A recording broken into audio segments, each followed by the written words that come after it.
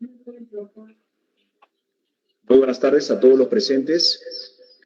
En breves minutos vamos a dar por iniciado con esta importante actividad que nos consiste el día de hoy en un evento académico organizado por el módulo penal de la Corte Superior de Justicia de Apurímac.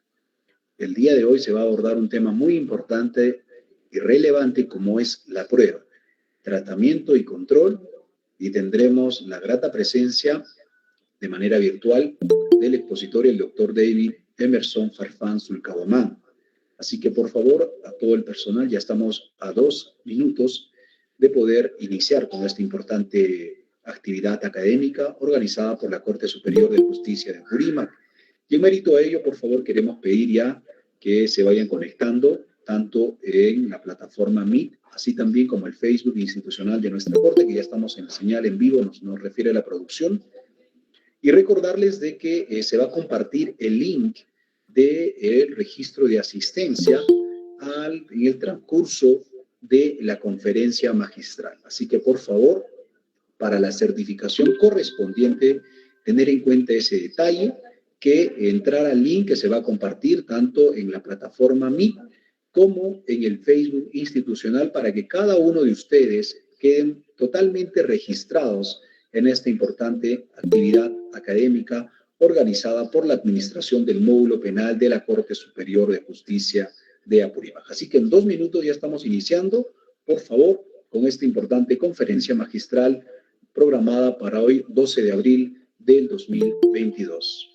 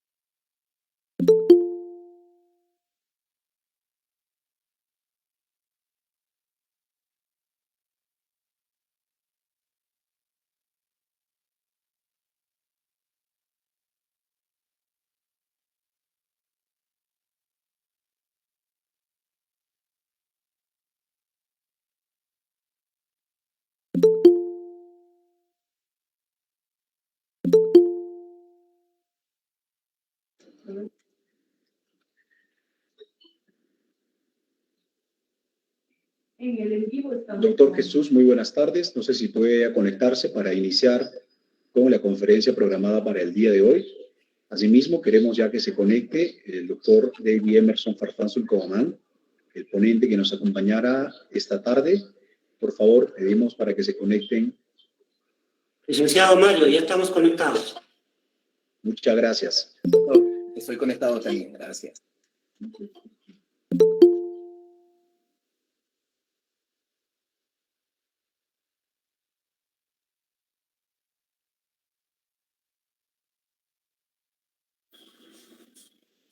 Perfecto.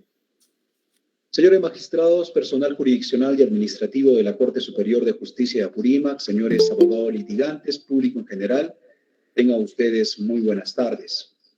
El día de hoy vamos a dar inicio a una edición más del programa de eventos académicos organizado por la Administración del Módulo Penal de la Corte Superior de Justicia de Apurímac. En mérito de ello, el día de hoy vamos a tocar un tema muy importante como es la prueba, tratamiento y control. Y estará a cargo del expositor invitado, el doctor David Emerson Farfán Zulcahuamán. Así que, por favor, a todos el público que está conectado en la plataforma Meet, les pedimos silenciar sus micrófonos para no interrumpir la ponencia, y las interrogantes que ustedes tengan respecto a la exposición pueden hacerlo a través de dos mecanismos. El primero puede ser escribiendo en el chat del Meet, y aquellas personas que nos están mirando a través del Facebook, en el comentario pueden escribir sus consultas, dudas. Nosotros estaremos trasladándoles al final de la ponencia todas las consultas e interrogantes que tengan al expositor, en este caso al doctor David Emerson Farfán Zulcahuamán. En mérito a ello también de recordarles de que en el transcurso de la ponencia se va a estar compartiendo el link del registro de asistencia, esto para la certificación correspondiente que se tiene programado desde la comisión organizadora. Sin más preámbulos, vamos a dar por iniciado con este evento académico, la prueba, tratamiento y control.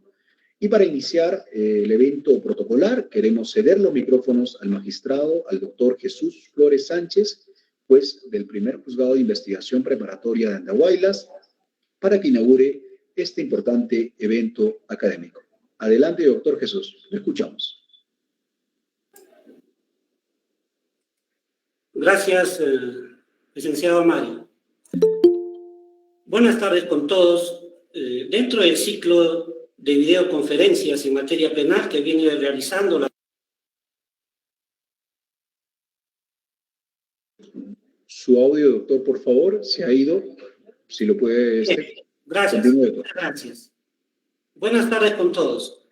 Dentro del ciclo de videoconferencias en materia penal que viene realizando la Presidencia de la Corte Superior de Justicia de Apurímac, en estrecha coordinación con la Administración del Módulo Penal, se me ha brindado la oportunidad para inaugurar la presente conferencia magistral que aborda el tema la prueba, tratamiento y control, que estará a cargo del doctor David Emerson Farfán Zulcahuamán, a quien le damos una cordial bienvenida, agradeciendo haber tenido la gentileza de aceptar nuestra invitación y poder brindar sus conocimientos, que estoy seguro nos serán de mucho provecho. El doctor David es abogado por la Universidad Nacional Mayor de San Marcos, egresado de maestría en Ciencias Penales y doctorado en Derecho por la misma universidad. Cuenta con estudios en la Universidad Austral de Argentina, ha llevado cursos sobre contrainterrogatorio dictado por el Instituto Latinoamericano de Derecho y Justicia de California Western School of Law, San Diego, Estados Unidos. Ha llevado un curso de litigación oral dictado por la Fundación General de la Universidad de Salamanca, España. Cuenta con curso de teoría del delito llevado en Alemania. Cuenta con experiencia profesional de más de 10 años en el sector público y privado, en áreas de derecho penal, procesal penal y afines, lo cual pues acredita largamente su sólida formación en materia penal y que en esta oportunidad lo tenemos en nuestra corte, como expositor del tema la prueba, tratamiento y control. Tema, desde ya que exige una continua capacitación, dado que al encontrarnos con un proceso penal, por lo general detectamos una exposición de hechos aportada por las partes, con ciertos argumentos y contradicciones, de los cuales el órgano jurisdiccional tendrá que resolver y de las diversas versiones el juez escogerá la o las más verosímiles y la transformará en única, con el fin de obtener la verdad de los hechos, nunca absoluta para los hombres, sino tan solo una verdad formal. La función de los medios de prueba en el proceso penal se encuentra directamente encaminada a tratar de obtener dicha verdad. Es por ello la importancia del tema que nos convoca hoy.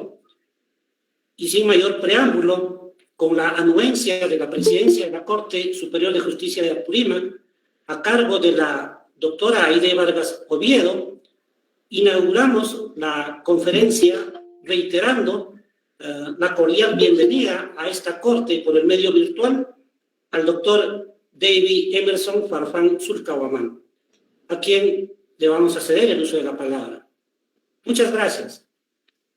Perfecto. Muchas Queremos gracias. agradecer las palabras del doctor Jesús Flores Sánchez, juez del primer juzgado de investigación preparatoria de Andahuaylas, quien ha inaugurado este importante certamen académico. Sin más preámbulos, vamos a ceder los micrófonos al expositor de esta tarde con el tema la prueba, tratamiento y control, al doctor David Emerson Farfán Zulcahuamán. Adelante, doctor, le escuchamos. Muchísimas gracias. Primero quiero agradecer a la presidenta de la Corte Superior de Justicia de Apurímac, a la doctora Aide Vargas Oviedo, por esta gentil invitación. Agradecer a todo el equipo de la Corte Superior de Justicia de Apurímac, de todo el módulo del nuevo Código Procesal Penal, por ese trabajo arduo que realizan, a la doctora Soledad, al doctor Jesús, que hizo la presentación, y a todos los que forman parte de esta Corte y se encargan de llevar a cabo eventos académicos que son sumamente importantes para la formación constante del abogado. Bien lo mencionó el doctor Jesús Flores, un abogado está en constante capacitación, en constante formación, y estos eventos, estos espacios permiten tener un momento donde podamos reflexionar de temas del derecho.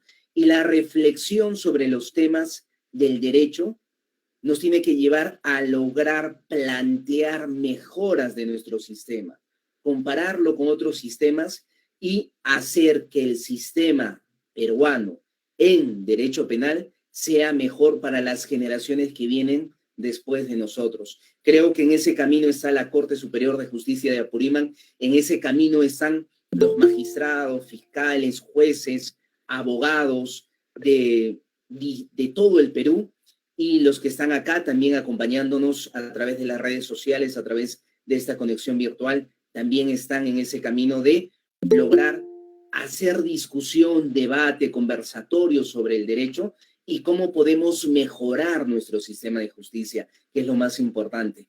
Con la licencia y el permiso de los administradores, voy a compartir pantalla.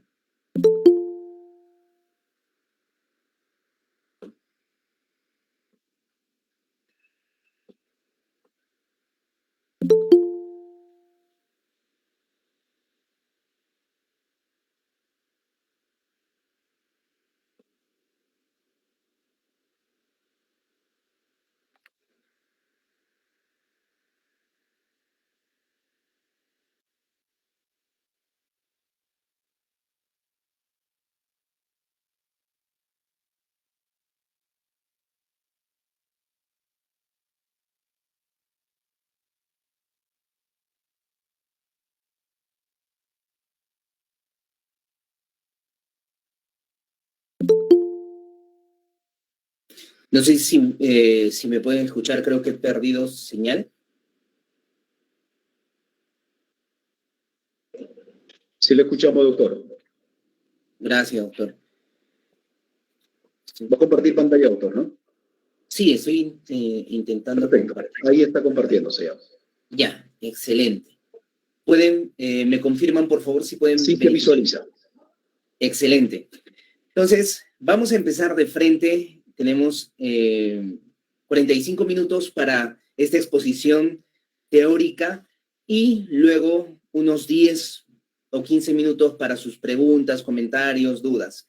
Entonces, realizado los agradecimientos a todo el gran equipo de la Corte Superior de Justicia de Apurímac, del equipo del nuevo Código Procesal Penal, a la presidenta Aide Vargas Oviedo, muy agradecidos por esta invitación, y empezamos con el tema que nos han convocado para conversar el día de hoy, justamente sobre la prueba, tratamiento y control. Mi persona, David Emerson Farfán Zulcahuamán, va a compartir puntos importantes y aportes que considero importantes sobre este tema tan trascendente. Primero, al tratar de contextualizar la prueba, vamos a coger a 3 autores que son mis autores favoritos.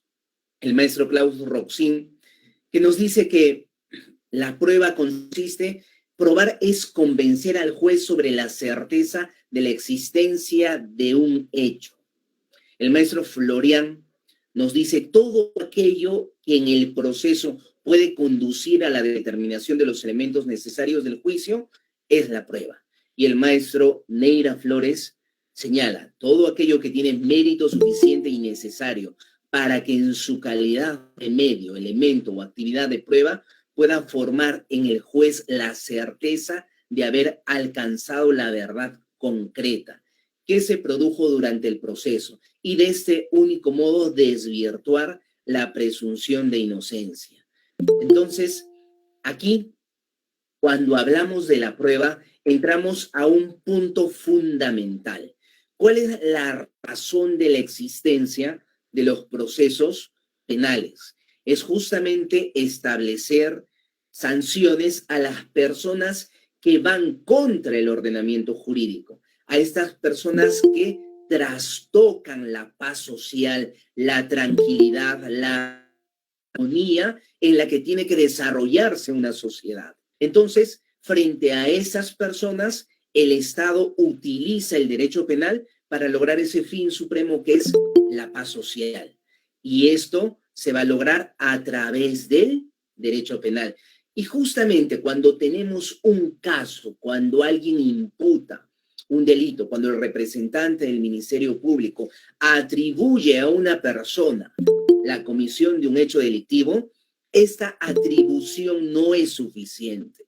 No es suficiente que se diga fulano de tal cometió el delito, sino necesariamente tenemos que probar que esa comisión delictiva se realizó y que el sujeto activo al que le estamos imputando esta comisión delictiva ha realizado el hecho. Se realiza la tesis o la teoría de imputación, objetiva y subjetiva.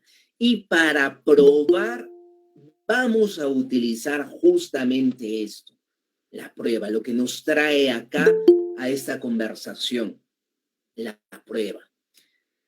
Tenemos que definir ciertas cosas, ciertos conceptos para avanzar en esta conversación. Primero, tenemos que tener claro cuál es la diferencia existente entre objeto de prueba, elemento de prueba, medio de prueba y órgano de prueba. Entonces, el objeto de prueba va a ser todo aquello que requiere ser averiguado, conocido y demostrado. No son los hechos, sino las afirmaciones de las partes. Son objeto de prueba. Por ejemplo, la imputación, la punibilidad, la determinación de la pena, la responsabilidad. Todo esto está en el artículo 156 de nuestro Código Procesal Penal. Entonces, primer elemento que tenemos que tener claro, el objeto de prueba. ¿Qué es el objeto de prueba? Todo aquello que necesitamos averiguar, conocer y demostrar. Como la imputación, se tiene que demostrar la imputación, la punibilidad, le tenemos que llegar a demostrar esta punibilidad que se va a aplicar, de la determinación de la pena y responsabilidad civil. Elemento de prueba, otro concepto importante que tenemos que tener claro, elemento de prueba. ¿Qué es un elemento de prueba? Va a ser un dato objetivo que se va a incorporar legalmente al proceso y ese dato objetivo va a ser capaz de producir un conocimiento cierto o probable. Los extremos de imputación. Ejemplo, una versión de los hechos. Cuando hablamos de un juicio, tenemos al juez, nuestro árbitro imparcial en esta contienda, y tenemos a las partes procesales, a la fiscalía, a la defensa técnica del imputado, al actor civil, tercero civil, etc. Estos van a tener versiones sobre los hechos, sobre su teoría del caso, sobre lo que ocurrió, y van a presentar estas versiones al magistrado. Por ejemplo, estas versiones constituyen elemento de prueba. ¿Por qué? Porque son datos objetivos que se van a incorporar legalmente al proceso. Y estos datos objetivos van a producir en el magistrado un conocimiento cierto o probable de la imputación que se está discutiendo. Eso es un elemento de prueba. Ahora, medio de prueba. El medio de prueba va a ser el instrumento a través del cual vamos a incorporar al proceso un elemento de prueba. Ejemplo, el testimonio, la confesión, el peritaje. Y esto es fácil de entender porque está concatenado. El elemento de prueba va a ser el dato objetivo, pero para que yo ingrese ese dato objetivo, no lo puedo ingresar simplemente hablando o diciendo como defensa técnica. No puedo ingresar ese dato objetivo con un simple dicho del abogado o con un simple dicho del fiscal. No se puede ingresar de esa manera. Necesitamos un medio de prueba válido para poder ingresar ese dato objetivo que queremos que el juez, el juzgador tenga en su conocimiento y lo tome en consideración al momento de resolver. Y eso va a ser solamente posible cuando utilizamos el medio de prueba. Este medio de prueba va a ser el instrumento que nos permite ingresar ese dato objetivo, ese elemento de prueba. El testimonio, por ejemplo, llamamos a Faustino de testigo. Entonces, Faustino va a ingresar válidamente al proceso y Faustino nos va a proporcionar datos objetivos, hechos, esos elementos de prueba que nosotros queremos. Lo mismo puede pasar con un testigo experto, un peritaje, lo mismo puede pasar con un documento que ingresemos al proceso. Entonces, eso es medio de prueba, el instrumento a través del cual vamos a incorporar al proceso un elemento de prueba. Órgano de prueba. El órgano de prueba va a ser la persona física que porta una prueba. La persona física. Ejemplo, el testigo, el imputado, el perito, el documento. Acá la diferencia sutil que existe entre medio de prueba y órgano de prueba es que cuando hablamos de órgano de prueba, estamos hablando del sujeto que va a aportar o el objeto que va a aportar esta prueba. Si estamos hablando de un testimonio, ¿el testimonio qué cosa es? El testimonio es un medio de prueba, pero este testimonio, ¿dónde va a estar? No va a estar en el aire, ¿no? El testimonio va a estar en una persona física. En otros países, por ejemplo, justo en el curso que llevamos de Legal Tech en Argentina, ahí hablábamos de la corte de Wuhan, de una de las primeras cortes en China que está aplicando métodos virtuales y es la primera en el mundo que tiene un juez robot que resuelve los procesos. Entonces, al aceptar un juez robot que resuelve los procesos, obviamente son determinados procesos más sencillos, no son procesos penales, porque los procesos penales necesitan alta complejidad, se consideraba también como órgano de prueba a determinadas inteligencias artificiales que podrían proporcionar datos objetivos en un proceso. Entonces, el derecho está evolucionando rápidamente, pero en nuestro sistema no se contempla eso. No podemos presentar un robot, no podemos presentar una grabación. Ojo, sí la grabación, pero no como un testigo. No como un testigo. Necesariamente el testigo tiene que tener las características, ¿no? ¿De qué? De ser una persona física que cumpla con el visum y el auditum, que haya visto y haya escuchado, ya sea testigo directo, testigo indirecto o hasta testigo de referencia. Pero, para que quede claro, en nuestro sistema, nuestros testigos son personas físicas. Entonces, esa persona física va a constituirse como el órgano de prueba. Órgano de prueba. ¿Se puede presentar en otros países un robot? En China, sí se puede. En la única corte del mundo que se admite que tenemos un juez robot y también podemos presentar como órgano de prueba a determinadas inteligencias artificiales. Pero en algún momento va a llegar eso a nuestro país. Entonces, estos conceptos son importantes. Objeto de prueba, todo aquello que tenemos, se necesita, requiere ser averiguado, conocido y demostrado. Objeto de prueba. Son objeto de prueba la imputación, la punibilidad, etc. Elemento de prueba es el dato objetivo que queremos incorporar, la información, ese dato, ese hecho que necesitamos incorporar al proceso. El medio de prueba va a ser el instrumento a través del cual vamos a incorporar esto. Estos instrumentos están acá en nuestra norma procesal, en nuestro código penal están. No nos inventamos los instrumentos, los abogados no inventamos o los fiscales no inventan los instrumentos, sino están establecidos en la ley. Y el órgano de prueba va a ser la persona física, va a ser el documento en sí, que puede manifestar o servirnos para ingresar lo que queremos al proceso, al juicio.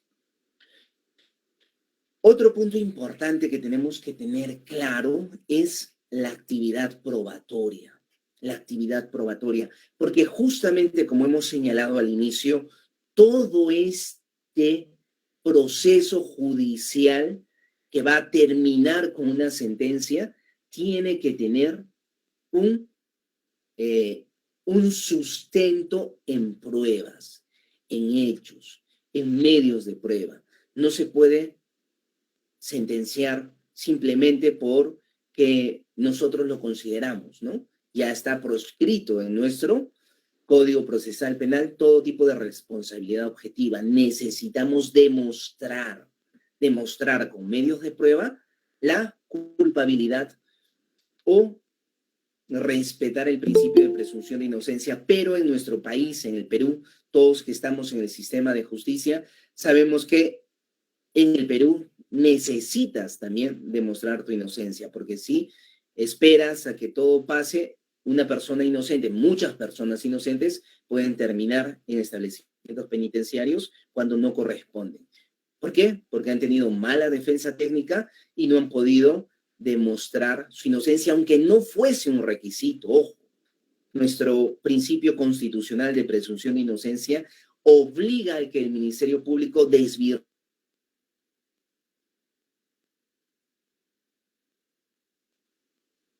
más allá de toda duda razonable. Pero más adelante vamos a conversar un poco más sobre esto.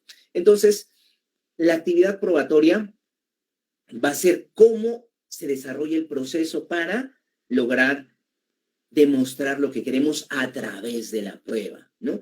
Aportación de prueba, admisión de prueba, las convenciones probatorias, la recepción de la prueba y finalmente la valoración de la prueba. Esta valoración puede ser con los criterios de motivación y pautas específicas de valoración que los magistrados utilizan. Ahora, la aportación de prueba no está limitada solamente para el representante del Ministerio Público. Todas las partes en el proceso pueden aportar esas pruebas y tienen que lograr que las pruebas que están aportando sean admitidas. ¿Por qué? Porque esta admisión no es automática.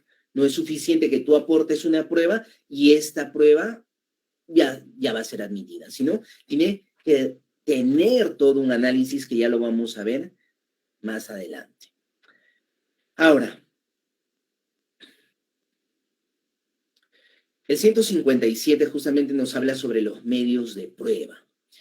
Los hechos objeto de prueba pueden ser acreditados por cualquier medio de prueba permitido por ley. Este es el famoso principio de libertad probatoria.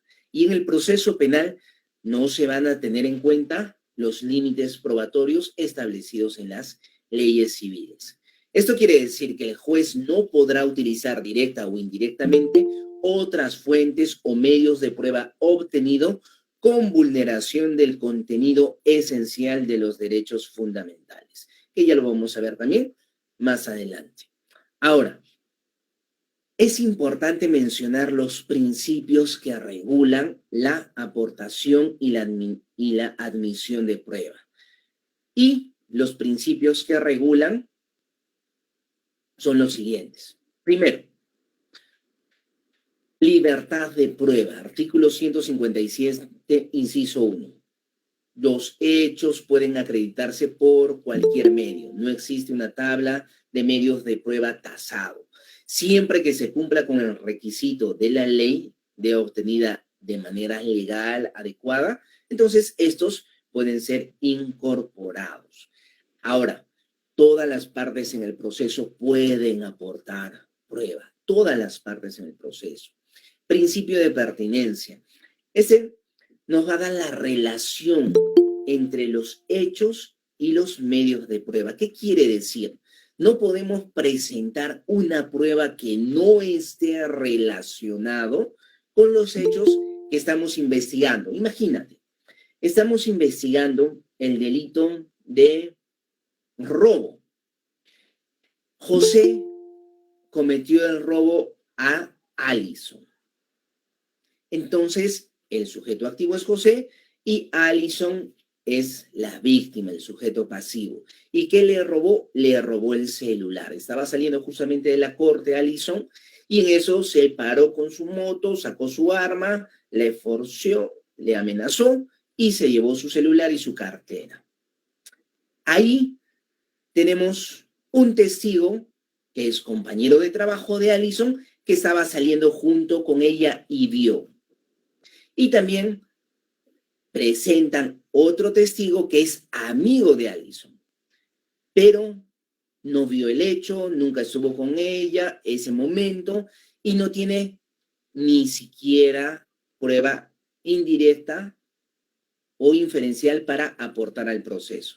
Entonces, esta pertinencia nos dice que aquel compañero de trabajo que no es amigo de Alison vio el hecho, vio cuando justamente se estaba produciendo el robo. Entonces nos puede aportar, es pertinente para el proceso. Pero el otro testigo, el amigo de Alison, que no sabe nada y recién se entera que le han robado porque le contaron que le robaron, entonces no nos podría aportar más que una opinión subjetiva acerca del estado de ánimo de Alison. Alison se siente muy triste porque perdió el celular y tenía fotos de la familia, etc., etc., ¿no? Pero no nos va a aportar directamente para la imputación que es robo, ¿no? Entonces, ese principio de pertinencia siempre nos va a relacionar los hechos con los medios de prueba.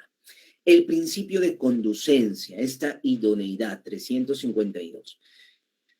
¿Qué nos dice? Este medio probatorio que vamos a ofrecer tiene que ser apto para ser incorporado, tiene que ser idóneo para que pueda ingresar dentro del proceso y se pueda actuar en la etapa de juicio oral. Si el medio probatorio no es apto para ser incorporado, entonces no puede ser incorporado. Principio de utilidad. Este medio probatorio tiene que ser adecuado para probar un hecho. ¿Qué quiere decir? La utilidad te da con el medio de prueba, tiene que ayudarnos a probar hechos, ayudarnos, si no, no es útil para el proceso.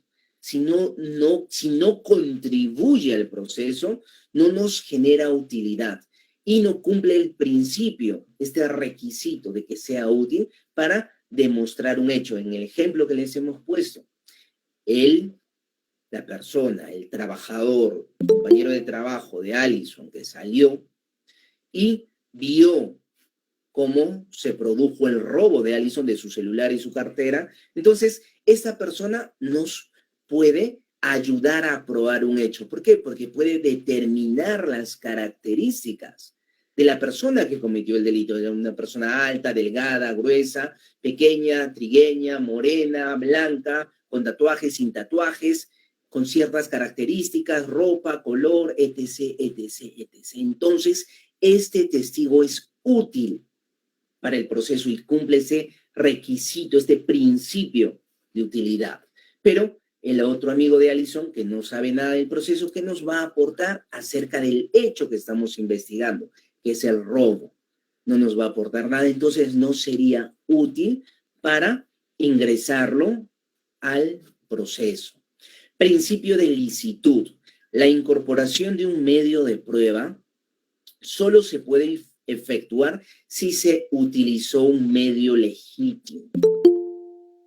Solo se puede incorporar si se ha utilizado un medio legítimo. Esto es importante. ¿Por qué? Porque justamente nos va a permitir filtrar entre la prueba prohibida y la prueba ilícita. ¿Por qué? Porque no van a poder ingresar, no van a poder ingresar al proceso para que sean actuadas en juicio. Principio de necesidad. La necesidad de la prueba tiene su sustento en la presunción de inocencia. Lo que conversábamos al inicio. Nosotros no podemos, en teoría, ningún magistrado podría sentenciar a una persona si es que no se ha desvirtuado este principio de presunción de inocencia más allá de toda duda razonable. Esa es la teoría. Los que estamos en este mundo del derecho sabemos que esa teoría no se condice necesariamente con la práctica. No se condice necesariamente con la práctica y eso es uno de los puntos que tenemos que mejorar. Y estos cursos nos van a ayudar para mejorar esos puntos. Pero más adelante vamos a conversar un poquito más sobre eso. Seguimos. Principios que nos van a regular la aportación y la admisión de la prueba. El principio de publicidad, el principio de contradicción. El principio de publicidad nos quiere decir que las pruebas pues ya no son ocultas, ¿no? Como antes, en el Código de Procedimientos Penales de 1939, el abogado podía llegar con su prueba oculta bajo el saco, o Fiscalía podría tener su prueba ahí oculta que recién a última hora lo podría sacar y dijo, uy, el as bajo la manga, ¿no? En el nuevo modelo procesal penal no se permite eso. Tanto Fiscalía tiene que salir y decir, estos son mis medios de prueba. Y la defensa también decir, estos son mis medios de prueba. Y esto no tendría que verse de alguna manera como malo, sino por el contrario, nos permite transparentar esto. Hace que el proceso sea transparente, donde las partes ingresen con conocimiento de las armas que van a utilizar para ese juicio. Y esa transparencia nos da justamente el principio de publicidad. Principio de contradicción. La separación de funciones acusatorias y de decisión es clave y esto va a permitir que el juez se separe de la investigación, se separe de la instrucción, porque recuerden, en el antiguo modelo teníamos los procesos sumarios y los procesos ordinarios, y en ambos casos el juez era parte de la investigación.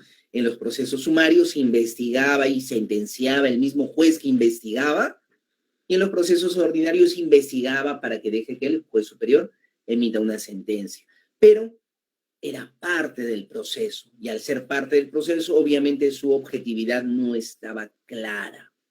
Pero el principio de contradicción, al separar al juez del proceso de la investigación y ponerlo como un tercero, un árbitro imparcial, va a permitir que las partes ejecuten todo esto y realicen este principio de contradicción. ¿Qué quiere decir? Que tengan el derecho, cada parte procesal, de examinar, de contradecir los medios de prueba presentados por la otra parte. Importantísimo esto. ¿Por qué? Porque garantiza el desarrollo de un proceso justo, adecuado. Principio de inmediación. Esto obliga a que el magistrado pues no esté separado de la actuación, de la actividad probatoria. El juez tiene que estar cerca a la prueba, tiene que estar mirando cómo se desarrolla la prueba. Obviamente, en estos tiempos de audiencias virtuales, resulta un poquito más complejo en algunos casos y mucho más sencillo en la mayoría de los casos. Pero el principio de inmediación nos va a decir pues, que el juez necesita estar ahí en contacto directo con la prueba. Principio de oralidad. El nuevo modelo va a enarbolar este principio de oralidad y muchos de estos principios que son traídos del derecho anglosajón, y lo vamos a conversar al final, aportan y le dan a este sistema acusatorio adversarial una importancia mucho mayor, porque estoy seguro nadie o la gran mayoría de todos los operadores del derecho, jueces, fiscales, abogados, están 100% de acuerdo, la gran mayoría, de que el nuevo modelo procesal penal es mucho mejor, de lejos, mucho mejor, que el Código de Procedimientos Penales, el antiguo modelo. Por más de los errores y deficiencias que existan, nadie, estoy seguro que la mayoría, por no ser absolutista, la mayoría está de acuerdo de que este modelo es mucho mejor. Y estos principios traídos del derecho anglosajón van a ser los que hacen a este principio un sistema más adecuado y garantista. Y el principio de oralidad es uno de ellos. ¿Por qué? Porque el principio de oralidad nos va a permitir que las partes oralicen, debatan, conversen, puntualicen puntos de vista distintos, que en teoría, y siempre digo esto porque la teoría es hermosa, pero la práctica es distinta. En teoría tienen pues que nutrir a los jueces para una decisión justa, ¿no? 5, principio de adquisición. Este principio de adquisición señala pues que los sujetos procesales pueden aprovechar un medio de prueba ofrecido o incorporado al proceso independientemente de quién lo haya ofrecido. O sea, tú puedes adquirir los medios de prueba de la otra parte. Pero este principio de adquisición en el Perú pues se entiende mal muchas veces. ¿Por qué? Porque muchas veces los abogados, y eso va para los abogados, las defensas técnicas creen pues que el representante del Ministerio Público, la Fiscalía, es el único que tiene que obtener medios de prueba. Y cuando llega a la parte de la admisión de los medios de prueba, dicen, y señora jueza, quiero por el principio de adquisición hacer mío todos los medios de prueba del Ministerio Público. Y dicen, oh, qué bien, ¿no? Pero en realidad no sirve. No sirve, ¿por qué? Porque justamente los medios de prueba del Ministerio Público han sido obtenidos para apoyar su teoría del caso, para que logre llegar al objetivo que se ha planteado, que en la mayoría de casos es obtener su sentencia condenatoria, que en la totalidad de los casos, diría yo, en la totalidad de los casos, porque un fiscal, si llega a una acusación, es porque tiene la convicción de la culpabilidad de esa persona a la que está acusando. Entonces, el fiscal, al haber desarrollado todo este proceso y obedeciendo a los principios, tanto constitucionales como jerárquicos de su normativa interna del Ministerio Público, ese deber de objetividad que le exige la Constitución y le exige la norma a los fiscales, les tendría pues que poner la obligación de no acusar cuando no consideran que han desvirtuado ese principio de presunción de inocencia. Es por ello que los fiscales tendrían que ganar todos los casos. Tendrían que ganar todos los casos, porque si han llegado a acusar es porque tienen la suficiente convicción de que esa persona es culpable. Pero lamentablemente en nuestro país también hay muchos fiscales que no entienden ese rol tan importante que tienen como defensor de la legalidad y piensan que son una parte más en el proceso y se ponen pues en un debate así terrible con la otra parte y asumen ya una posición que les resta objetividad. Y al restarle objetividad, obviamente no se cumple la finalidad por la que ha sido creada esta institución del Ministerio Público, pero más adelante vamos a comentar un poquito más. Entonces, este principio de adquisición no es suficiente. este principio de adquisición no es que la defensa diga adquiero todos los medios de prueba del Ministerio Público porque no sirven para la defensa técnica, porque los medios del Ministerio Público sirven para lo que el Ministerio Público tiene que hacer. Y aquí va pues la llamada de atención a todos los abogados libres. Nosotros y los que estén presentes acá, que somos abogados libres, tenemos que hacer el trabajo.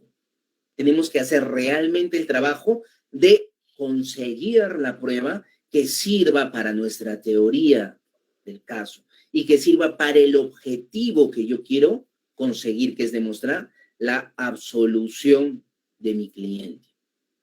Y eso se realiza con trabajo, porque ¿qué es lo que pasa? Y esto es importante señalarlo en este momento. ¿Qué pasa? Muchos abogados no hacen nada, utilizan este principio de adquisición y no tienen ningún medio de prueba relevante. Y pasa esta etapa intermedia donde se hace la admisión de los medios de prueba y se llega a juicio oral. Y llega a juicio oral sin ningún medio de prueba relevante para su teoría del caso. Y cuando la familia pues se da cuenta de que, oye, el abogado está en nada y en la desesperación consiguen otro abogado que quizás tenga una mejor formación y este abogado se da cuenta que el abogado anterior no hizo nada, no presentó ningún medio de prueba y como gran obra usó el principio de adquisición para hacer suyo todos los medios de prueba del Ministerio Público. Y cuando quiere presentar prueba nueva antes del inicio del juicio oral, ¿qué es lo que pasa? El Ministerio Público le va a decir, señor abogado, pues obviamente al juez, cuando se ponga a debate la nueva prueba que no cumple el requisito de ser nueva prueba, entonces, bajo el principio de preclusión, Fiscalía le va a decir que ya no se puede, señor juez, admitir esa nueva prueba porque el señor ha tenido toda la etapa de instrucción, toda la etapa de investigación preparatoria, ha estado en la etapa intermedia con su abogado de su elección, que será otro abogado al que está ahora, pero ha estado con su abogado de su elección y no ha presentado ninguna prueba. Y esas pruebas que está presentando ahora no cumplen los requisitos de ser nuevas pruebas. ¿Por qué? Porque las podía presentar en la etapa procesal. Y el principio de preclusión dice eso. ¿Y qué va a pasar? Esta pobre persona, este pobre usuario del sistema de justicia va a ingresar a un juicio oral sin ningún medio de prueba. Y lo que va a pasar es que va a ser sentenciado. Y cuando se va en apelación, va a tratar de ingresar otra vez medios de prueba y lo mismo. Principio de preclusión, que no se puede, que ya tuviste tu oportunidad y confirman la sentencia. ¿Y qué tenemos? Una persona que lamentablemente por el mal trabajo de un abogado termina sentenciado, primera, segunda instancia, y quizás ahí sí en casación se puede lograr algo. Pero es terrible, es una realidad en nuestro país terrible, porque imagínense cuántas familias que lamentablemente confían en un abogado y ese abogado no está preparado adecuadamente y lo único que hace es sacarles dinero y no defender con convicción y utilizando las herramientas que el derecho te presenta y se genera pues una indefensión terrible. Y ahí también está el tema de la justificación de los magistrados, que muchas veces dicen, oye, ¿qué puedo hacer si no hay? Pues no hay medios de prueba, yo tengo que ceñirme a lo que está en el proceso. La verdad real para un juez es lo que existe en el expediente. Y lo que haya escuchado por fuera o le hayan dicho o le hayan contado cuando se han entrevistado con él, lamentablemente, y tienen razón los jueces, no pueden ser utilizados. ¿Por qué no pueden ser utilizados? ¿Por qué? Porque no han ingresado al proceso.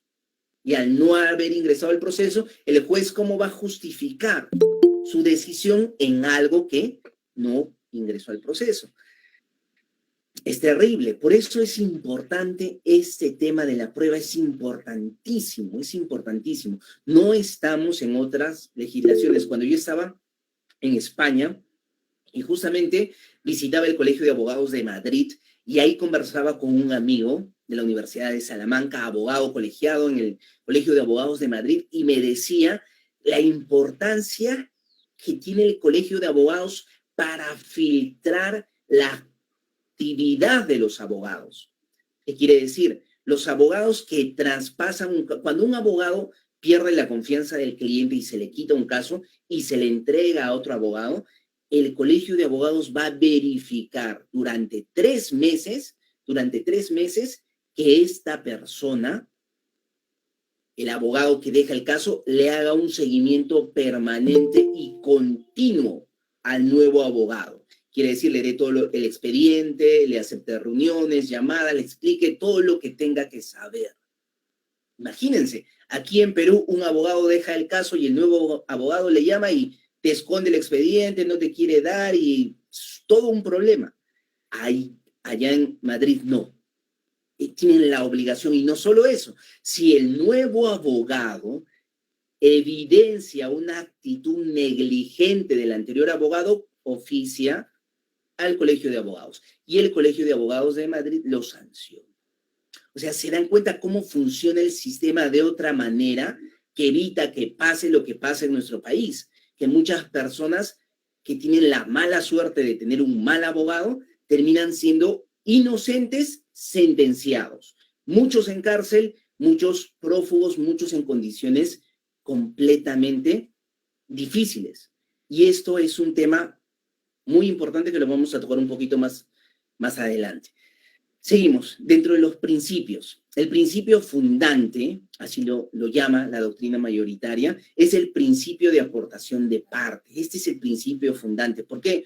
Porque te dice que todas las partes en el proceso pueden aportar prueba. No solo el representante del Ministerio Público, todas las partes, el actor civil, el tercero civil, la defensa técnica del imputado, todas las partes pueden aportar pruebas. Y es principio fundante. ¿Por qué? Porque tú tienes la responsabilidad. No vas a decir, no se puede decir, no es válido decir, el representante del Ministerio Público pues tiene la carga de la prueba que demuestre que mi cliente es culpable, ¿no? ¿Para qué me preocupo? Ese es el trabajo del fiscal, para eso le paga. Le pagamos todos los peruanos con nuestros impuestos. No es así, ¿no? No es así. Si justamente se contrata una defensa técnica es para que la defensa sea eficaz y sea activa. Momento procesal. Esto es lo importante, lo que estamos hablando. Momento procesal, en primera instancia, durante la etapa intermedia. Luego de la conformidad. En la etapa intermedia, ahí puedes reiterar la prueba, ojo, indebidamente negada antes del juicio oral o prueba nueva antes del juicio oral. Pero, ¿qué quiere decir? En la reiteración, si tú en la etapa intermedia has ofrecido un medio de prueba y la jueza te ha negado este medio de prueba, tú tienes que guardar la reserva, pues. Tienes que decirle, señora magistrada, muy bien, o señor juez, muy bien, respeto su posición, pero me reservo mi derecho para reiterar estas pruebas que he ofrecido que usted me ha negado. Entonces, esto va a permitirte reiterar un medio de prueba antes del inicio del juicio oral, pero ahí estamos hablando de una prueba que ya la has presentado. Cuando tú quieres presentar como nueva prueba, imagínate, un testigo que es el vecino que vio cómo en un proceso de usurpación, cómo se metieron a la casa. Entonces, ¿este vecino lo podías presentar en la etapa intermedia? Claro que sí, porque lo conoces al vecino, sabes que está ahí, sabes que vio y todo eso. Inclusive este vecino puede tener una cámara en su casa que filmó. Entonces, este medio de prueba, el video y la declaración del vecino, lo puedes presentar en la etapa que corresponde, pero no lo has hecho y quieres presentarlo como si fuese prueba nueva antes de iniciar el juicio, entonces ya perdiste. Ya perdiste, ¿por qué? Porque el fiscal se va a oponer y el juez no te lo va a aceptar. Y lo mismo va a pasar en la segunda instancia, no es prueba nueva va a ser aquella que tú recién tomaste conocimiento o recién apareció o recién se ha determinado después de esta etapa intermedia, no antes. Antes o durante esta etapa intermedia tú no podías tener acceso o conocimiento de ese medio de prueba. Entonces ahí sí se admitiría como prueba nueva o medio de prueba nuevo. Momentos de la actividad probatoria. vamos a tener la actuación en el juicio oral y la valoración. Esta valoración, esta operación intelectual destinada a establecer la eficacia conviccional de los medios de prueba, que busca la convicción del juez sobre los asuntos del proceso. Acá hay dos cosas muy importantes. Primero, la prueba, toda prueba se actúa en etapa de juicio oral, excepto la prueba anticipada, ¿ya? Y la prueba preconstituida, que es distinta, que ya la vamos a ver más adelante. Toda prueba se va a actuar en esta etapa de juicio oral para garantizar los principios de oralidad, de contradicción, de intermediación, etc., etc., etc. Pero esta valoración de la prueba es totalmente subjetiva. ¿A qué me refiero? Que el juez en nuestro país tiene el famoso criterio de conciencia que la ley le faculta y le autoriza para valorar. No estamos en el sistema anglosajón, ¿no? Es algo que, esto es algo que hace que el sistema anglosajón sea mucho mejor que nuestro sistema penal, romano-germánico o eurocontinental. ¿Por qué? Porque hace que la justicia sea predictiva en el sistema anglosajón. ¿Por qué? Porque los jueces no pueden fallar, pues no existe ese criterio de conciencia. No existe.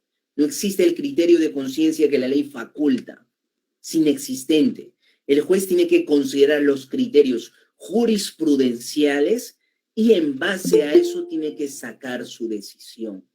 Y eso hace que el sistema sea justo, predictivo. Porque en el Perú, un juez puede darle cadena perpetua en un caso de violación sexual y otro juez con hechos similares, medios de pruebas similares, puede darle absolución en el Perú. ¿Y esto? ¿Por qué? Por el criterio de conciencia, por la valoración interna que hace el juez de los medios de prueba. Pero más adelante vamos a tocar un poquito más eso. Finalmente, ¿cuáles son los medios de prueba que nuestro sistema admite, que nuestra legislación admite? Tenemos la confesión, el testimonio, la pericia, el careo, el reconocimiento, la inspección judicial, la reconstrucción y las pruebas especiales.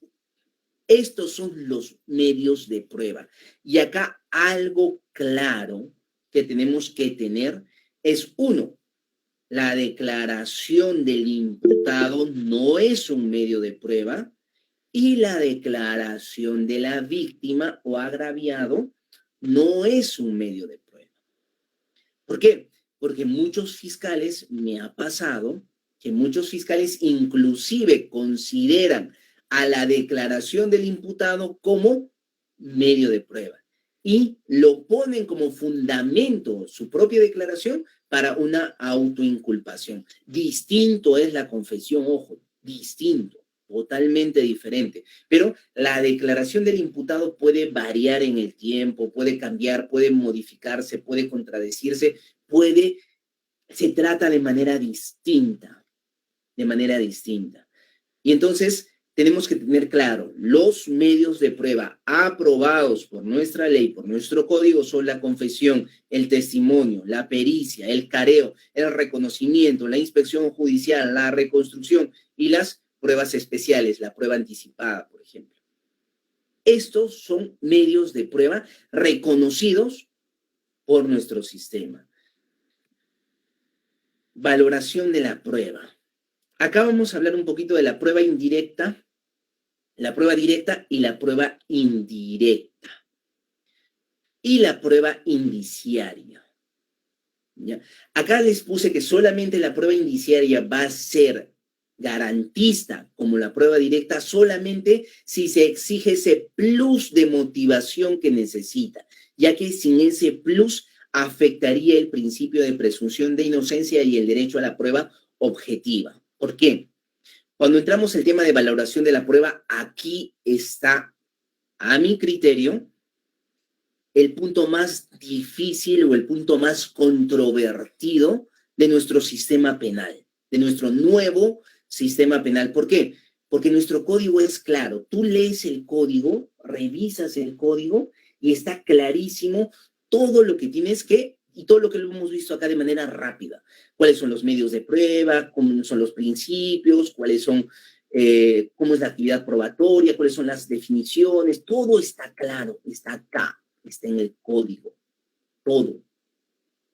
Entonces, el tema es cuando entramos a la valoración de la prueba. Prueba directa, prueba indirecta, prueba indiciaria. Ejemplo, fácil. Imaginemos que nosotros estamos acá en Abancay, ¿ya? En Abancay, en Apurímac, en Abancay. Y justo bajando de la Corte Superior de Justicia de Apurímac hay una callecita que se llama Miscabamba, ¿verdad? Entonces, es como un pasajecito, ¿no es cierto? Entonces, en la noche, ahí, en ese pasajecito, una chica está pasando tranquilamente y viene una persona y le quiere robar la cartera. Entonces, agarra su cuchillo y plum, le clava en el estómago y le arrancha la cartera. Y se va corriendo opuesto a la avenida Núñez, ¿no? Opuesto, se va corriendo. Y sube por la primera entradita de esa calle Miscabamba hacia la mano derecha para escaparse, ¿no? Para darse a la fuga. Ese hecho del acuchillamiento lo vio una persona que estaba pasando por la calle, vio y observó. Este testigo sería un testigo directo y este sería un medio de prueba directo. ¿Por qué? Porque directamente vio y escuchó el acto que es materia de imputación. ¿Cuál es el acto materia de imputación?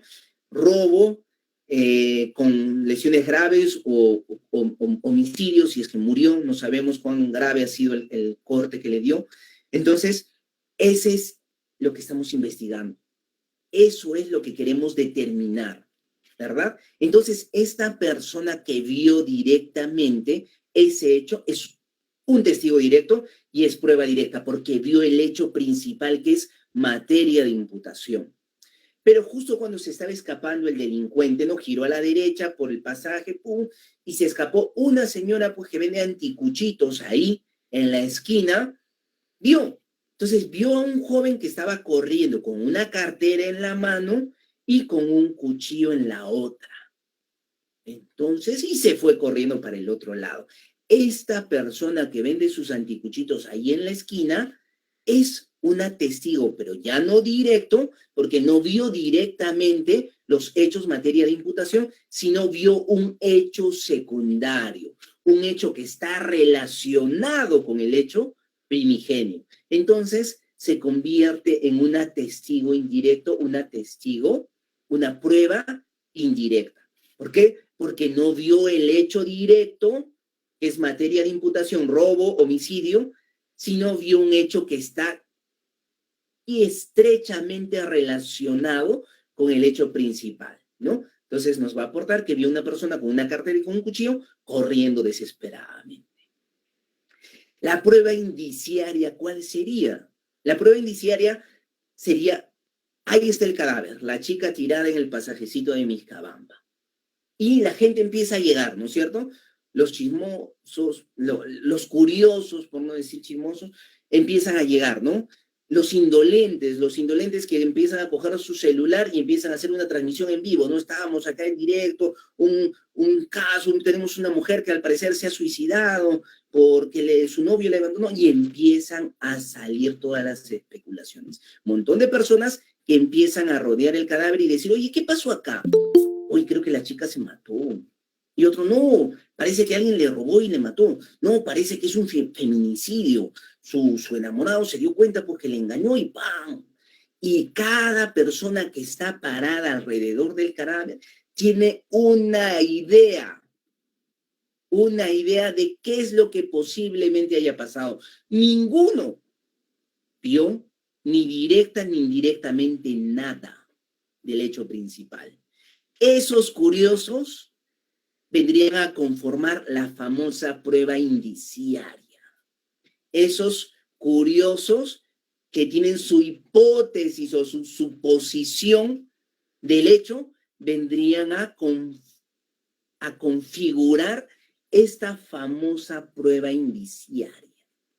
Imagínate si sentenciamos a alguien solo con esta prueba indiciaria, que se puede hacer, ojo, se puede hacer, pero se exige un plus de motivación. ¿Cuál es un plus de motivación? Que en esta prueba indiciaria tú juntes una gran cantidad de indicios y estos indicios estén contrastados, estos indicios estén corroborados y estos indicios estén verificados. Si cumple ese estándar, la prueba indiciaria puede tener un valor. Puede tener un valor. Pero si no cumple ese estándar, es un medio de prueba totalmente que vulnera completamente el derecho de defensa y el derecho de presunción de inocencia. Entonces, es importante entender esta diferencia entre la prueba directa, prueba indirecta y la prueba indiciaria. Y la exigencia que tenemos que tener como magistrados, los que son jueces en este conversatorio, la exigencia que tienen que tener los jueces para dar valor a la prueba indiciaria. Ese plus de motivación que necesita la prueba indiciaria. Y esto es muy frecuente en casos de delitos subrepticios, clandestinos, donde no pueden tener prueba directa o indirecta y necesitan usar prueba indiciaria. Pero no digo que no se use la prueba indiciaria, pero con el plus de motivación que necesita, porque si no tiene ese plus de motivación, vulnera el principio de presunción de inocencia, el derecho a la prueba objetiva, el debido proceso, etc. Prueba preconstituida. Siempre, en todas las conferencias, siempre preguntan esto, ¿no? Prueba preconstituida. La prueba preconstituida es aquella sobre la que recae la actividad oficial antes del inicio formal del proceso, en la denominada fase preprocesal. Debido a su naturaleza, es irrepetible. En el caso que estamos hablando de la chica víctima de robo y homicidio, que cuchillo en el estómago, está en Miscabamba, tirada, muerta. Va a llegar fiscalía porque tiene que hacer el levantamiento del cadáver. Va a llegar la policía primero y se va a condonar la zona, ¿no? Se va a registrar la zona y todos estos actos iniciales, fotografías del cadáver, recojo de sangre, cuchillo, huellas, etc., etc., todo esto constituye lo que le llamamos como prueba preconstituida. Obviamente que se tiene que realizar con respeto a las garantías constitucionales, procesales, etc. Pero aquello que va a ocurrir antes en la fase preprocesal, antes de que exista un proceso penal formalizado en su etapa de investigación preliminar. Antes de que exista eso, vamos a tener, ¿qué cosa? Esta prueba preconstituida. Y esto es irrepetible, pues no vamos a volver a obtener el cadáver, no vamos a volver a obtener situaciones en las que se han presentado el delito, ¿no? Y esta es la famosa prueba preconstituida. La prueba ilícita es aquella en cuya obtención o actuación se lesionan derechos fundamentales o se viola la legalidad procesal, de modo que la misma deviene procesalmente inefectiva e inutilizable. Esa es la prueba ilícita, la que tú has obtenido con violación de la ley. Yo quiero saber, pues, si Percy cometió un delito o no cometió un delito. Entonces me meto a su casa, reviento la puerta y saco su laptop, ¿no? Donde hay información de unas estafas que estaba haciendo. Entonces yo no puedo presentar, pues, esta información. ¿Por qué? Porque fue fruto de un acto delincuencial. Yo violé su inviolabilidad de domicilio y obtuve esta prueba, o el famoso chuponeo, ¿no? El famoso chuponeo, lo que pasó con las famosas agendas de Nadine Heredia. Entonces, esa es la prueba ilícita. ¿Cuál es la diferencia entre la prueba ilícita y la prueba prohibida? Fácil. La prueba ilícita, en su naturaleza, en el acto de constitución de la prueba, está la ilicitud, la ilegalidad. La prueba prohibida no.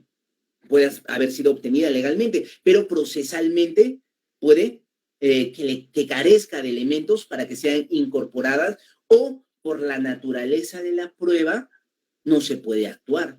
Por ejemplo, imaginemos que legalmente se obtiene una conversación en un proceso de estafa, ¿no?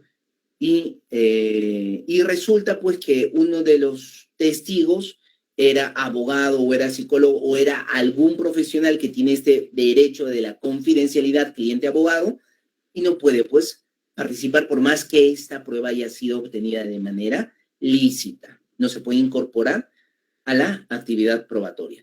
Ahora, aportes de mejora. Esto es importante porque estas conversaciones que hace la Corte de Apurímac, que me parecen magníficas, es un compromiso de la presidenta en generar debate, porque todos los peruanos, todos los que vivimos acá, amamos este país, tenemos nuestros hijos acá en el Perú, queremos que nuestro sistema de justicia pues sea mejor, ¿no?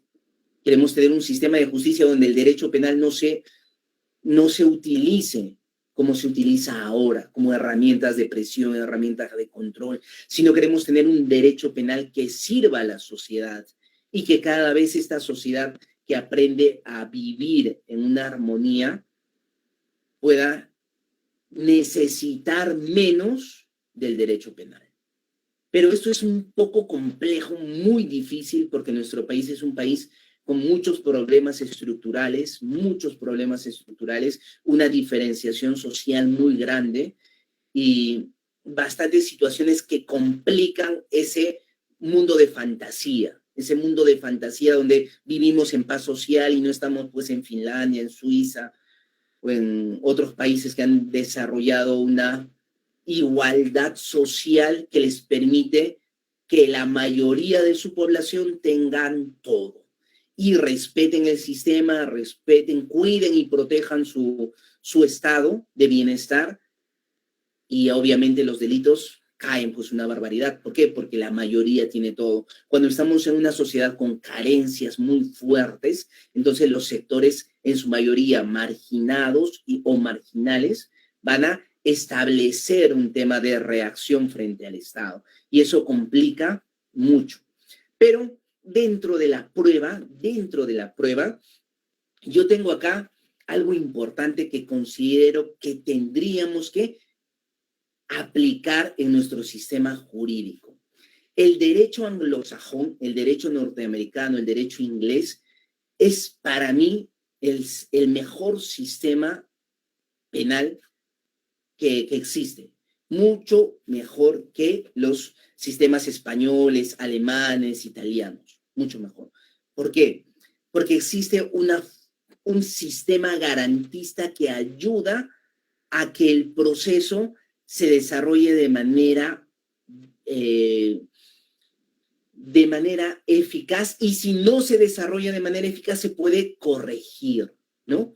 Por ejemplo, el simple hecho de que no exista el criterio de conciencia y que le permita a los jueces bailar de un lado a otro en una decisión judicial, que eso es muy, muy grande. Hay muchos jueces que son muy consecuentes con la posición que tienen en la sociedad, muy respetuosos de la importancia del cargo de ser magistrado, porque para mí es uno de los cargos más importantes de un Estado, de una nación. Ser juez es demasiada responsabilidad y debería ser un orgullo para la familia y para esa persona que ejerce este cargo de juez.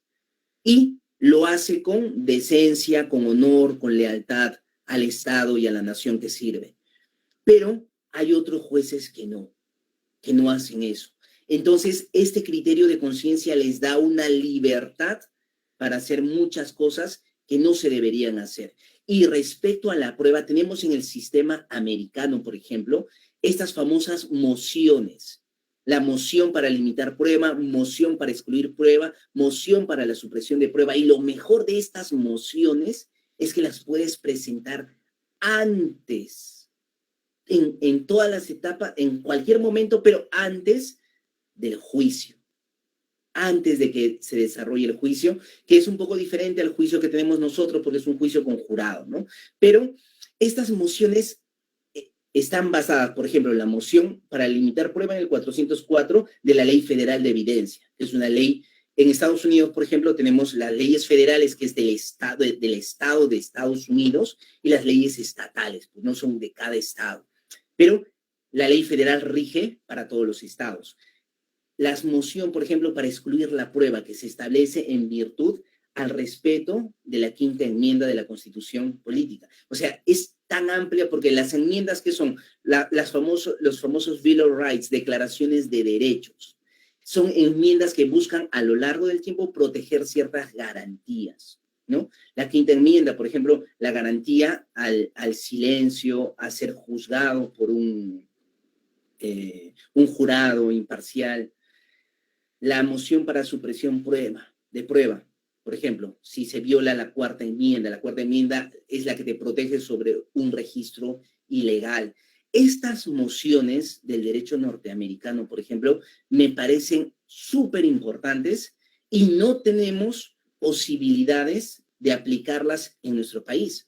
¿Por qué? Porque si bien es cierto, tenemos la etapa intermedia y en esta etapa intermedia podemos hacer el debate acerca de la prueba, el saneamiento, si la prueba es prohibida, lícita, ilícita, y esa discusión, pero ahí queda nuestra herramienta. No podemos suprimir la prueba presentada o por el representante del Ministerio Público. No podemos limitar la actuación de este medio de prueba. No podemos excluir estas pruebas. Ojo, estamos hablando de principios generales. No estamos hablando de situaciones específicas. ¿Qué quiere decir? En Estados Unidos, por ejemplo, es imposible que te sentencien por el hecho de que te han prohibido ingresar prueba al juicio. Es imposible. Inclusive en pleno desarrollo del juicio puede aparecer un testigo, puede aparecer un documento, puede aparecer algo.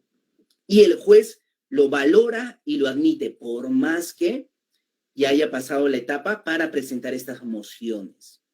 Entonces eso hace que el derecho se ejerza y se garantice acercándose a la justicia. ¿Por qué? Porque no estamos en lo que pasa en nuestro país, cuando una persona que lamentablemente no es culpa del juez, no es culpa del fiscal, lamentablemente por un mal abogado no ha presentado sus pruebas en la etapa y no las puede presentar antes del juicio oral, no las puede presentar en sala y le siguen sentenciando y sentenciando porque no tiene pruebas, aunque tenga pruebas así fehacientes que demuestren su inocencia. Y esto es terrible. ¿Por qué? Porque se sentencia a gente inocente. Y en el sistema americano no pasa eso, ¿no? Y eso, por ejemplo, sería algo que tendríamos que ver cómo incorporamos o mejoramos en nuestro sistema de justicia. Muchísimas gracias con la organización, con la Corte Superior de Justicia de Apurímac, con la presidenta, la doctora Aide Vargas Oviedo, y con todos los presentes. Si tienen preguntas, estamos para escucharles. Perfecto, muchas gracias. Queremos agradecer al ponente que nos acompañó, al doctor David Emerson Farfán Sugoman, con el tema la prueba, tratamiento y control. A continuación, como parte del programa establecido, vamos a pasar con las preguntas correspondientes. Y para ello queremos invitar a los miembros de la plataforma Meet, si alguien quiere esbozar alguna interrogante, alguna apreciación sobre lo expuesto, o en todo caso nosotros ya hemos registrado 2 interrogantes que nos han hecho llegar a través de las plataformas virtuales para hacer llegar al ponente de esta tarde.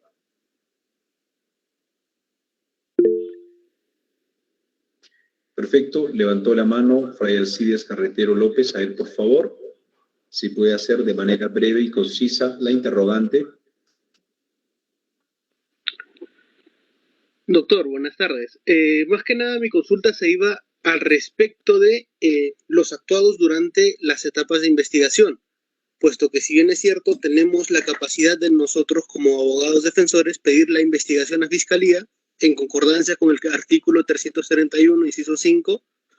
Sin embargo, ¿hasta dónde puede llegar, hasta dónde podemos solicitar la investigación a Fiscalía o hasta dónde puede llegar este derecho que nosotros podemos ejercer para que se aperture o se haga o se ordene nuevos actos de investigación durante la etapa del proceso?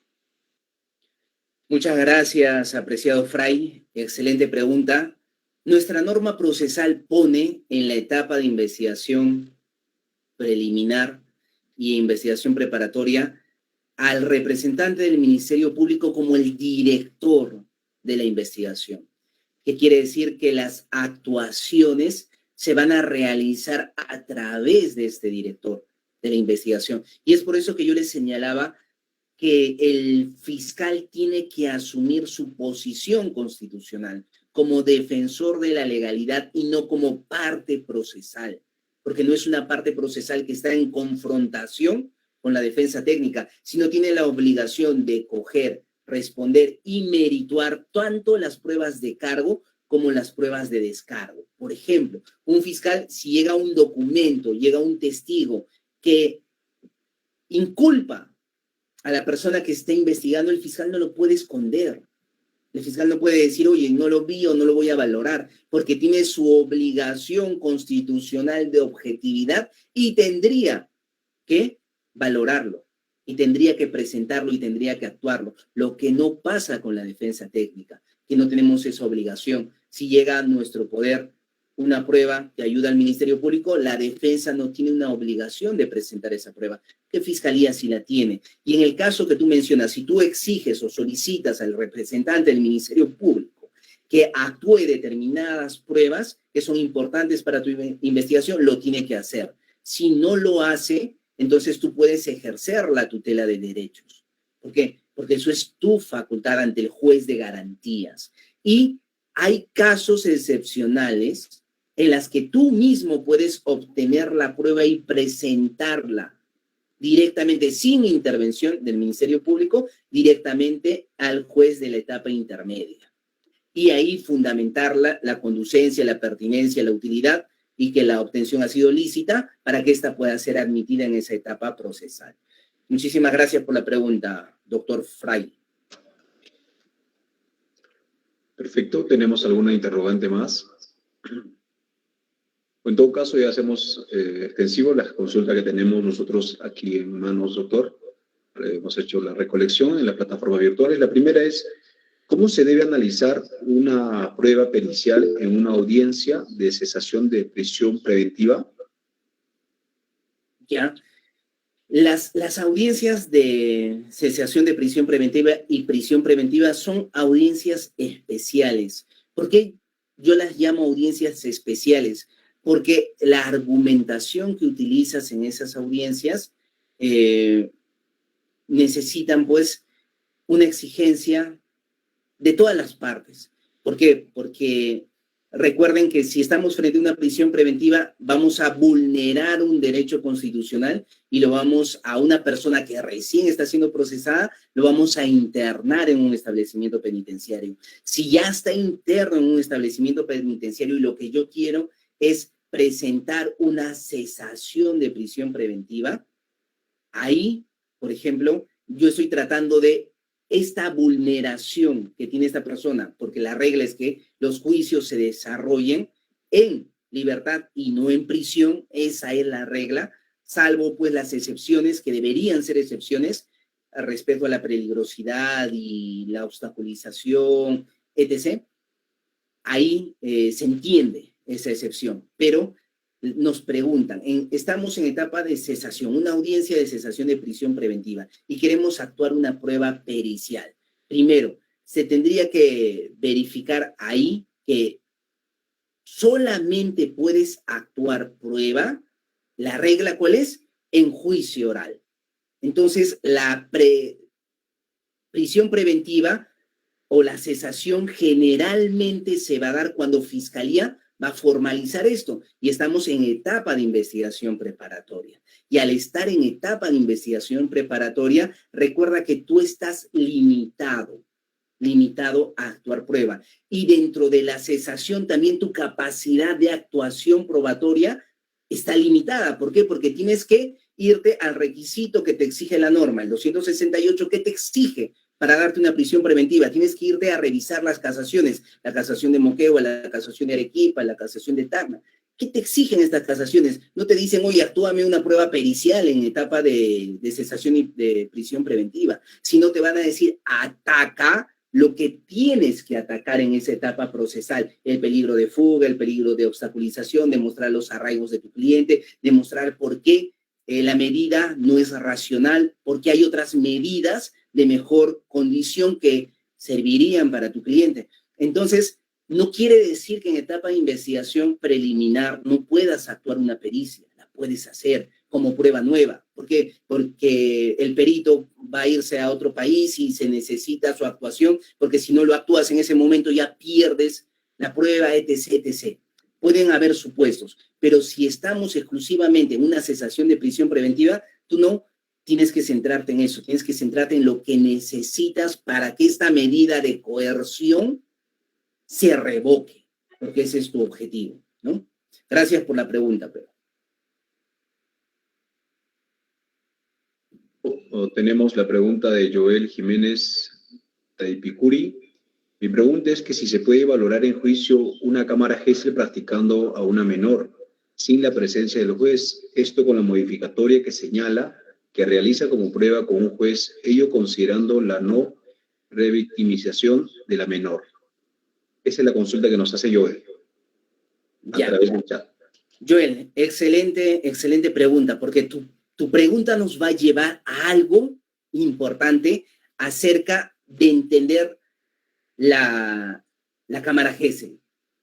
¿Estamos entendiendo la cámara Gesell como una prueba anticipada o estamos entendiendo la cámara Gesell como una prueba preconstituida? Ya tienen los conceptos de prueba anticipada y prueba preconstituida. Entonces, justamente al llegar a la Corte Suprema, este problema, la Corte Suprema en el 2018 ha resuelto esto con un acuerdo plenario y ha dicho claramente que la prueba de cámara Gesell no puede tratarse como si fuese una prueba preconstituida, como si fuese, sino se tendría que tratar necesariamente como una prueba anticipada. Y para que sea una prueba anticipada, se tiene que tratar esta con la intervención ¿de quién? Del juez. Porque si no, ya no tiene esa condición de prueba anticipada. Ahora, había otra situación en la que, si bien es cierto, hacías la cámara Gesell, pero para que ésta sea validada y la verificas como una prueba preconstituida, la cámara Gesell sin intervención del juez, ¿no? Sin intervención del juez, y para que ésta tenga valor probatorio tenía que ser ratificada en juicio. Y ahí entra lo que Joel nos comenta, el problema de la revictimización. Si una persona que ha sufrido violación sexual, la voy a llevar a juicio, la voy a sentar para que otra vez recuerde todo este tema del hecho terrible de la violación, entonces la estamos revictimizando.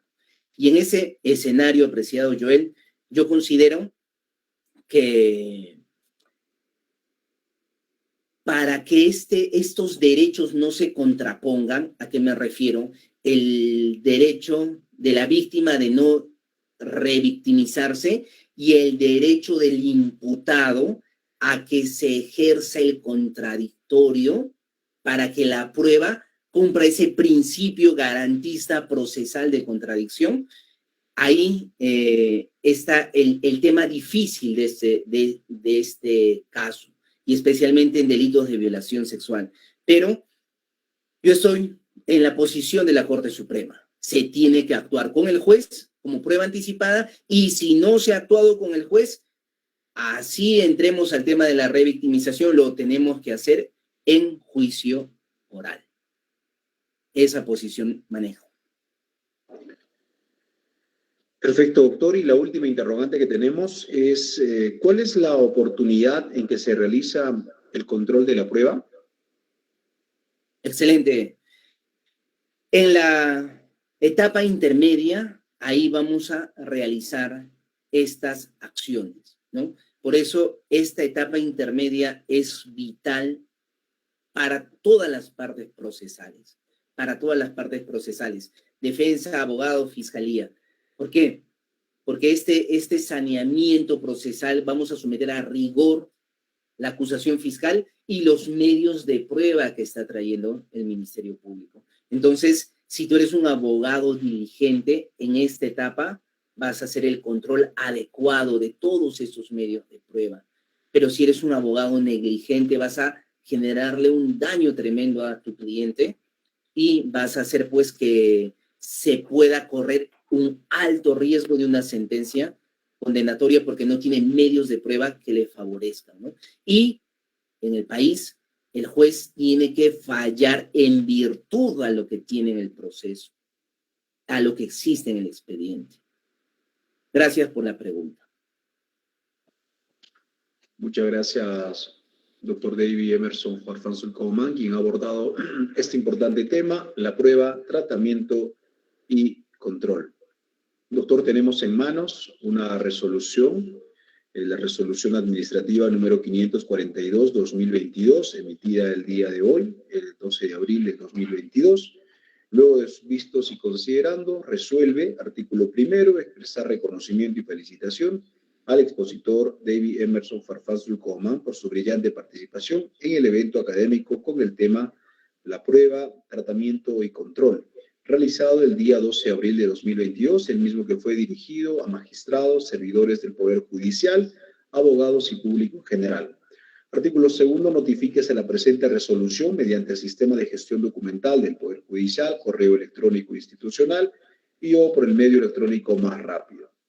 Artículo tercero, dése cuenta de la presente resolución al Consejo Ejecutivo del Poder Judicial, Gerencia de Recursos Humanos y Bienestar, ODEC Apurímac, Gerencia de Administración Distrital, Administrador del Módulo Penal y a quienes corresponda.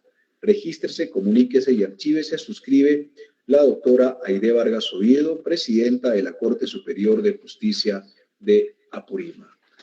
Doctor, este documento vamos a estar haciéndole llegar por los canales correspondientes y queremos agradecer a usted por su participación en esta nueva edición de las conferencias organizadas por el Módulo de Administración del Penal de la Corte Superior de Justicia de Apurímac. Asimismo, queremos agradecer a todos los magistrados, a todo el personal jurisdiccional y administrativo que se ha conectado en esta nueva edición. De esta manera damos por concluido con esta conferencia programada para el día de hoy, deseándoles que tengan ustedes muy buenas tardes. Muchas gracias, doctor David. Será hasta otra oportunidad. Permiso. Licenciado Mario, muchísimas gracias. Gracias a todo el equipo de la Corte Superior de Justicia y gracias a todos los presentes. Para mí es un honor estar siempre con ustedes en las invitaciones que me hagan. Muchísimas gracias. Muchas gracias, doctor. Gracias a todos. Que tengan ustedes muy buenas tardes. Permiso.